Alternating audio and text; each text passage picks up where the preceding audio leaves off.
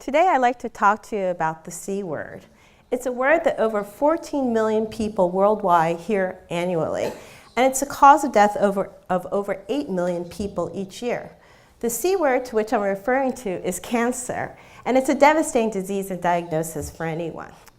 Now, cancer does not discriminate. It affects the young, the old, the rich, the poor, friends and families. You can clearly see this, as I have, in the waiting room of Memorial Sloan Kettering in New York City. This is a hospital that's larger than a city block and is completely devoted to treating and caring cancer patients. Now, through my family's journey with cancer, we have learned that the disease will spread through cells that have shed from the primary tumor and enter into the bloodstream. Some cells, unfortunately, will bind to a distant organ, thereby producing new tumors, new metastases, and complicating the disease for the patient. Given this, I've often wondered, why can't there be a simple blood test that can detect these rogue cells in the blood of a patient? And could this be used as a liquid biopsy, perhaps replacing or supporting invasive biopsies that are traditionally used today?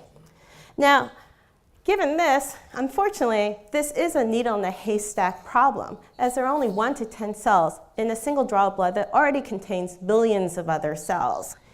If we were successful, however, we would be able to monitor a cancer patient's cancer more rapidly, and in addition, we would also be able to molecularly characterize these cells. Now, this may seem like an impossible task, but in fact, it really isn't. We just need to remember that it wasn't too long ago where we thought that sequencing the human genome was impossible. And yet today, we're able to sequence anyone's genome for less than $1,000. So by pushing the boundaries, we're able to achieve the impossible. What are some of the approaches that one can use to isolate these cancer cells? Well, simple filtration is one idea because these cells are much larger than red blood cells and larger than the majority of white blood cells. Unfortunately, we found that these cells stick to the filters. They also get damaged during the process, and purity is an issue. Another possibility is to use antibodies that attach themselves and identify specific surface markers on the surface of cells, as you've heard from Amy. Now, this is great, but unfortunately, some of these cells do get changed during the process, and you do lose some of the cells during preparation.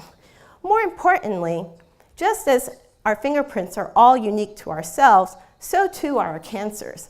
As well, down to the single cell level in tumors, those cells are also unique, and they might not share the same surface markers, thereby complicating our challenge further.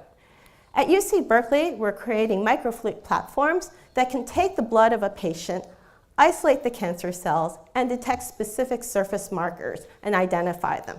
The way we do this is we use basic physics principles. The very first principle that we use is inertial force. This is the force that you feel as you go around a roller coaster at very high speeds. It's the force that keeps you in your seat. It's the force that keeps the roller coaster on that track. If we didn't have inertial force, the consequences would be obviously very devastating. Now, at the same time, at the microfluidic range, if we employ inertial forces, we can actually use it to separate cells based upon size. We can separate out the red blood cells, platelets, and we can also separate the white blood cells and the cancer cells themselves. The cells naturally just separate from one another. They're not damaged during the process, and we can isolate them and further examine them downstream. Now, the way we do that is we use velocity. What we do is we have a microfluidic channel. It's coated with all different antibodies, and the surface markers on the surface of the cell, some of them may recognize a particular antibody and will slow down. Others will just pass through very quickly. And this way, we're able to identify these markers. Our entire microfluidic platform is low cost, and it also sits on top of a PC board that's very compact. And that allows a doctor to use this technology in his office. This means that a patient wouldn't have to travel very far to a distant hospital, to a lab, in order to monitor his or her cancer. Of course, with any new technology, there are barriers to adoption. These barriers could include cost, and they could also include regulatory issues. I would argue that another barrier is actually the medical community itself. Doctors who are very conservative and not open to using new breakthrough technologies or try them out. Now, there is reason. Obviously, with any new technology, you need to extensively prove it and to test it and validate it.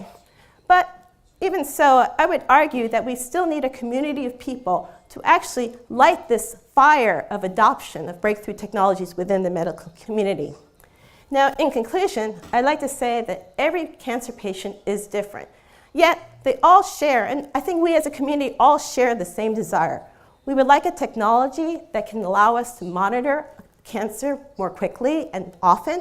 And furthermore, we'd like to have a technology that can actually, in the end, detect these unique differences in cells. I finally pose these two questions. What are the pieces of the puzzle that will enable a faster adoption of the cancer? And in addition, who are the players that will help us encourage the adoption of new technologies by the medical community? Thank you.